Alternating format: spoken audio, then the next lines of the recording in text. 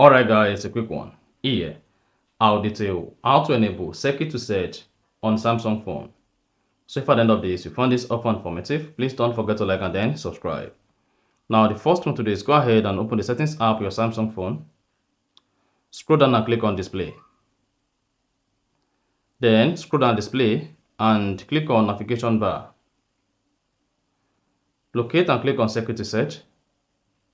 And then you should say touch and hold the home button or the navigation handle to search using the content on your screen.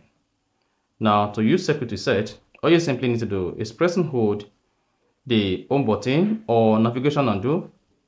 Then go ahead, search for anything on the home screen. Then you should see your search engine pops the information about the test or whatever you do on the home screen. You can also use the circuit to search to translate or use the circuit to search to search for a particular name of a product. And that's it. So, if you found this offer informative, please don't forget to like and then subscribe.